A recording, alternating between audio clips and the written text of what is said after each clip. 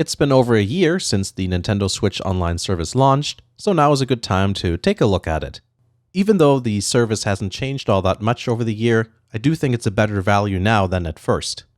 In its most basic form, Switch Online allows you to play Switch games online. That's why it's called that. Not much room for confusion there. This sort of thing is common now. Microsoft has been doing it ever since the early 2000s, and eventually everyone followed the same path. Sony had PlayStation Plus since the PS3 days, but it wasn't a requirement to play online. And it still isn't as long as you're playing on a PS3 anyway. The main thing with PlayStation Plus was discounts on digital content and free monthly games. Now with the PS4, online is part of that package. Both Microsoft and Sony offer a variety of benefits like online save game storage, free monthly games, and access to other online-based benefits. Nintendo is the last of the console manufacturers to go down this route. In fact, the Switch was free to use online for over a year. Now online play is a pay-for-service, but there are various benefits that you get with the Switch Online subscription. I say benefit, but obviously if you weren't paying for it before and then you suddenly had to pay for it, that doesn't seem like a benefit. But what I mean, it's $24.99 Canadian a year, whereas both Sony's and Microsoft services come in at $69.99. So that's pretty cheap. This isn't a comparison video between the services, but the price is definitely worth mentioning, especially if it's less than half of the price of the competition.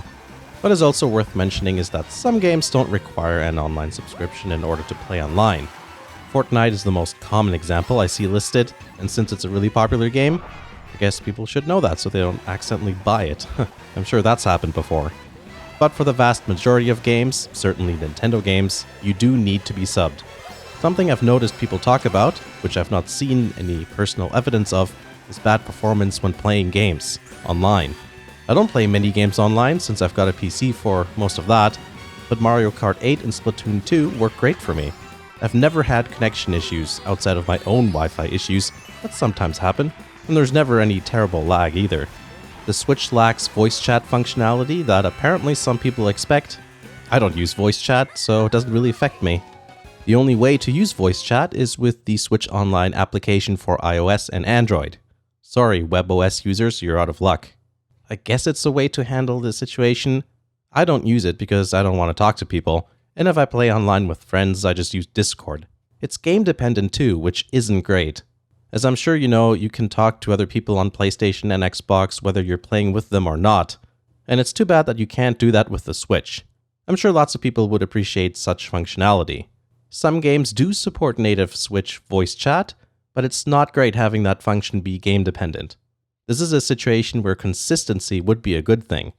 Online save game storage is something you can make use of, since there's no way to back up save data otherwise. It's a feature that I like to see.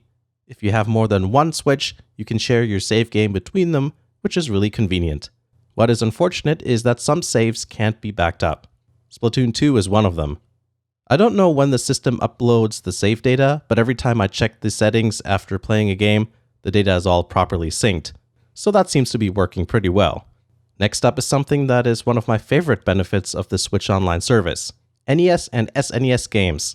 What a great feature that is. The fact that it's regularly updated is even better. Now, the Super Nintendo games are only a recent addition. A very important one, probably.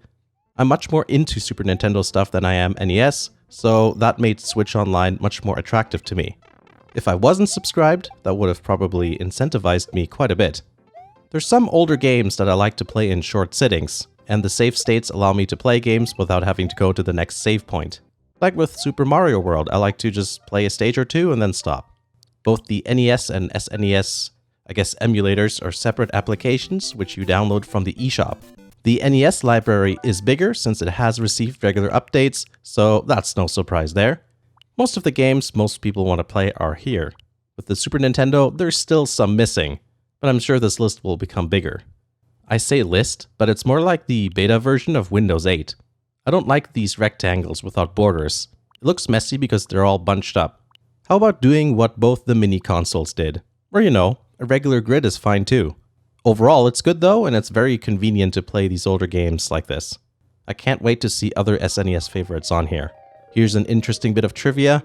The icon of the Super Nintendo app, and presumably the NES app too, is based on the system region in the settings.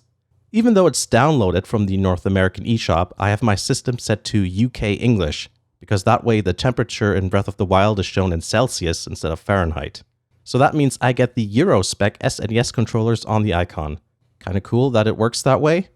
Speaking of controllers, there's exclusive NES and SNES controllers available only for members. The NES controllers come in pairs and hook up like Joy-Con controllers. And they're also wireless. The Super Nintendo controller is just a single unit, so it's not two. It's also wireless, but it doesn't have a way to, use it as a Joy-Con, I guess, where you snap it onto the system. The website doesn't give any more specifics since it isn't released yet. The game vouchers aren't something I'm entirely sure about. It was something you could buy between May 15th and July 31st that you could exchange for specific games. Presumably you'd save some money doing that? I don't know. It was for digital games only, so not that useful to me. And you also get access to Tetris 99 and 2 Splatoon 2 items. Overall, Nintendo's Switch Online isn't as comprehensive as Microsoft's and Sony's services, but it sure is cheaper. As someone who doesn't make use of things people accuse Nintendo Switch Online of not having, the service ends up being a good thing for me. I can play games online, back up my save data, and I get to play NES and Super Nintendo games on the Switch. Sounds good to me. The main difference between the service from last year to now is that the NES library was smaller and SNES games were not available. Since that's what I care about most, it made the service much more attractive for me, but I'm sure that's not enough for people who want something else out of the service. So let me know what you think of Nintendo Switch Online, whether you have it or not, what features you like and what you'd like to see added or changed. And also, do you think the changes they've done over the year were enough, or do you think they need to do more? Let me know in the comments. Like always, thank you to all the Patreon supporters for the generosity in supporting the channel. If you want to support the channel yourself, check out the Patreon page or take a look at my Teespring merch store. All the links are in the description, including all that stuff like Twitter and so on. Thanks for watching, and I'll see you again in the next video.